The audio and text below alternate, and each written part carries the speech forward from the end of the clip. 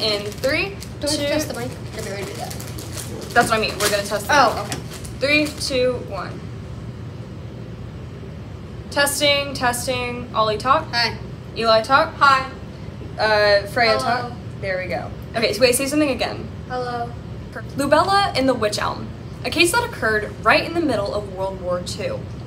Several theories might lead us to the answers we deserve. So, join us for lunch as we ask the question, who put Bella in the Witch Elm? Welcome to our lunchbox of murder. My name is Mason, and I am joined by my close friends Oliver, Eli, and Freya.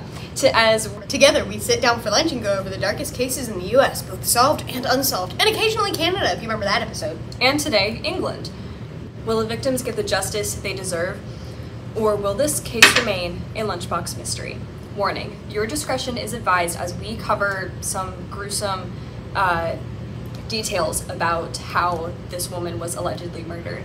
So, watch at your own risk. The date is April 18th of 1943. The setting, Birmingham, England. 4 teens were in Hagley Woods trying to find some food, like some eggs or something, you know, like berries, eggs, whatever in the woods, you know? And this is because there were very few rations, because in the World War, rationing was a thing that they had to do to survive. The teens, Bob Farmer, Robert Hart, Fred Payne, and Thomas Willits were looking for anything edible, literally anything edible. One boy decided to look into the witch elm, and he did see something. Thinking it was an egg, he grabbed it and pulled it out of the tree. It was a skull. Love that. Love that for us. Love it. Okay. Before leaving, the boys put the skull back in the tree where they found it. They vowed to never speak of it again. However, a few days later, one boy got cold feet and talked about it to his dad. His dad then called the police, obviously, as a sane person would do. One of the boys, Thomas, went with the police back to the witch elm to show them what they found. The witch elm was reported to be about 6 feet tall with a 17-inch opening in the middle. The police took the bones, all of the bones that they found, into evidence to investigate further.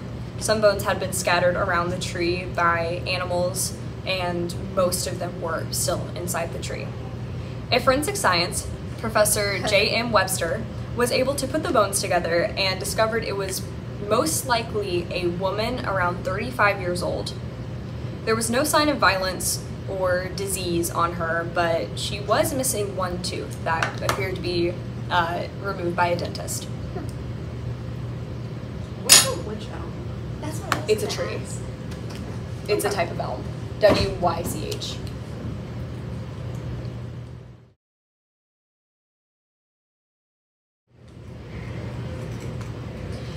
There was, however, a piece of taffeta in her mouth.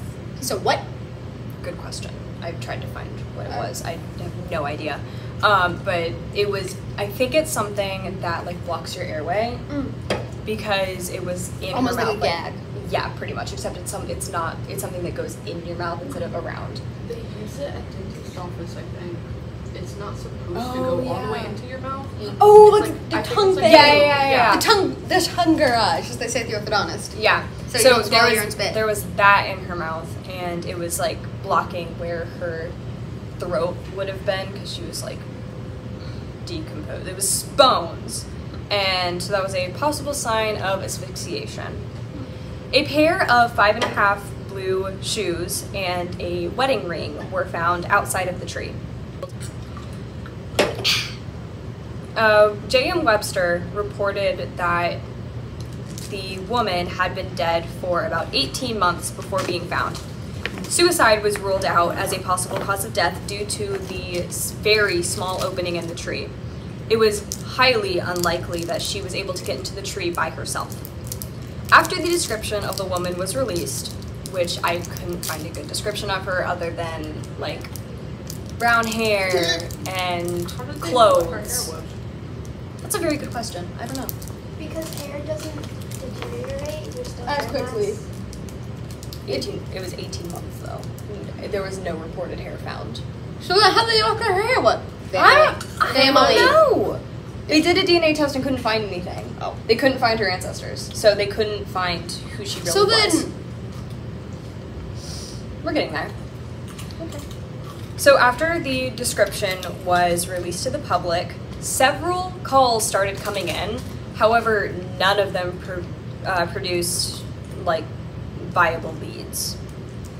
On May 4th, the Birmingham Daily published an issue calling for dentists to examine her teeth to see like if dental patterns could match any of their like clients, you know. But nothing came of this. In March of the next year, graffiti started popping up saying, "Who put Bella down the witch elm, Hagley Wood?" This was the first time that the woman had been given a name.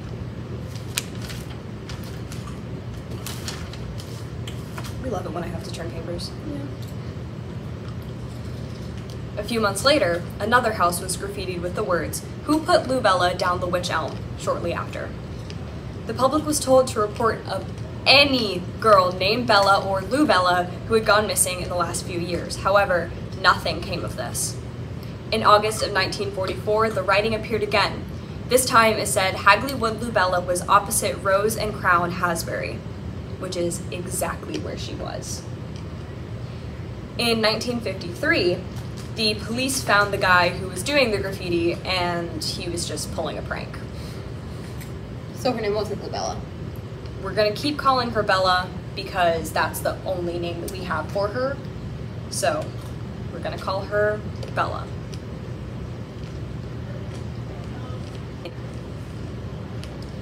Now let's get into the theories. She could have hid in the woods during an air raid because this was in the middle of World War II in England. She could have hidden in the woods during an air raid, and then been attacked by a gang and died. Because World War II. Because World War II. In a moment of panic, the gang could have put her in the witch elm before rigor mortis set in. What's rigor mortis? Rigor mortis is when you die, all of your muscles become really stiff and you aren't able to move. So before she got so when she was still limp. Yes. Like, this would have been, I think the span of when rigor mortis sets in is like 15 minutes. So they had to be close in order to get her there. Yeah. Yep. She also could have been a human sacrificed by Satanists, witches, or devil worshippers. Aren't those Satanists? No, Satanism is like your own god. Satanism isn't even about Satan. As a Satanist here, yeah. Oh, okay. Yeah, that makes more sense. Actually, technically, It's not that you're your Satanists own god. You just and put yourself before there are any religion. there are Yeah. two different types of Satanism. There's the Church of Satan, which is devil worshippers. No, the Church of Satan. Yeah.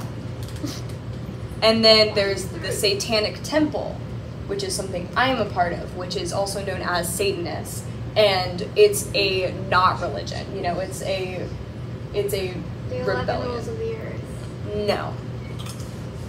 The 7 tenets. Oh, right. You were telling me about this. Yeah. It's basically like we aren't exactly a religion, but it's a counter religion pretty much. So we don't like Satan. Satan is trash. He can burn in hell where he is. Fair enough. And I personally don't really believe in afterlife. I just joke about it just because it's funny. Yeah. Yeah.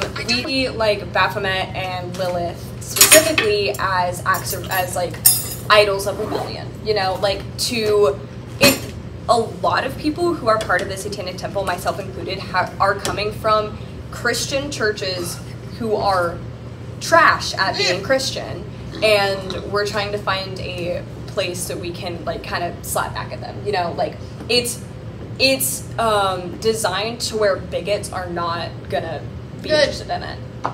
So, another theory, she could have been a Nazi spy who was looking for perfect places to send air raids. Yeah, I don't like that. I don't like that I one. don't- Yeah. I don't- As a Jew, I really do not like that one. Yeah. As someone who's gay and Jewish and neurodivergent, I don't like that one. And also Yeah. has disabilities. But there's I a got lot disabilities galore. there's a lot of evidence backing up this theory though. No. Because a letter appeared from someone who's German who claimed to know her, and that would also explain why no one in England knew who she was. Because she wasn't from England. Right. That would explain it.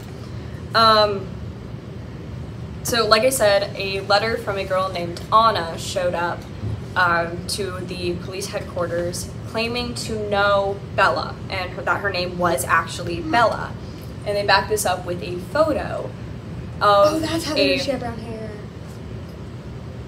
No. No? This happened after the description came out.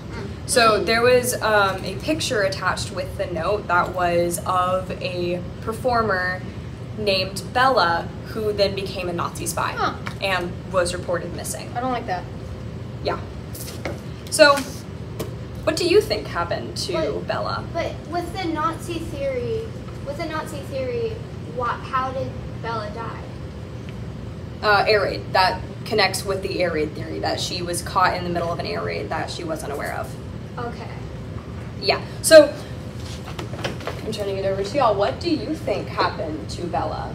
I think potentially just knowing what I know about World War II and things, it could, and this is my hope, that she kind of realized that what she was doing was really not good, and she disobeyed them and fled, and they found her and killed her. But I don't think that's very likely, and I do think it was that she got caught in the middle of an air raid that she wasn't aware of. Yeah, which is also could explain why no one reported her missing, Yeah. because her family could have just thought that she would died in an air raid Yeah. if she was English. What about y'all? I'm going to agree with that. I think she just accidentally got caught in an air raid. I don't know why she was there, but that's my guess. If she I was don't think that caught backs in- up how she was in the tree, though. Yeah. Why tree? The theory about the air raid is that she was caught in an unexpected air raid and then hid in the tree to try to escape it. But how could she get But- into the tree? Yeah, I don't understand that, and there was no reported signs of any bombs that happened around the area. So Disproved!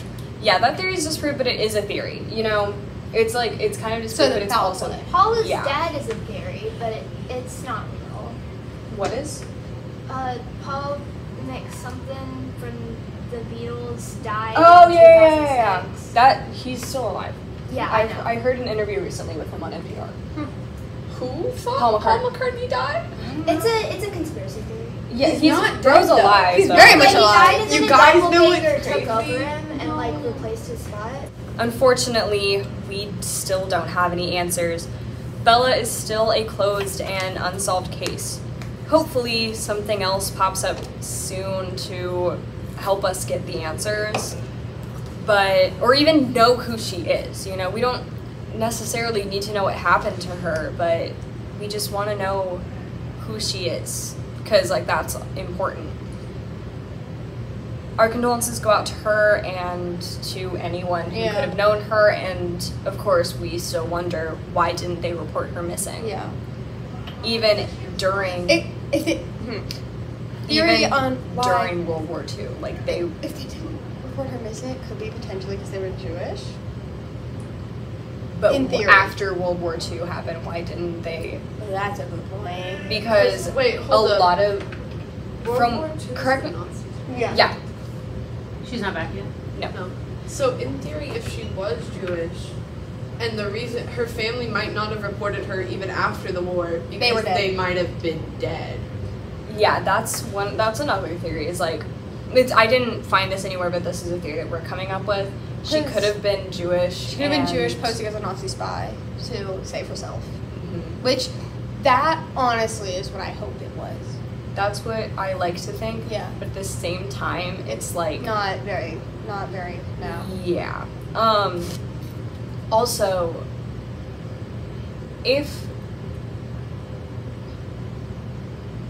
sorry, I'm trying to process my words. You're good. After the war, it's unlikely that everyone that she knew and cared about her died. Right. Like, it's highly unlikely that Right. happened. Possible, but unlikely. Right. Because those camps were awful. They were. She could have been an orphan, but until we have any more answers, the case of Loubella and the Witch Elm will remain a mystery in our lunchbox of murder. Thanks And for watching. we will see you next week. These are whitewashed Cheez-Its. Wait, what? Whitewashed Cheez-Its. Yeah. Nope, that's my line. That's your line. There's my microphone.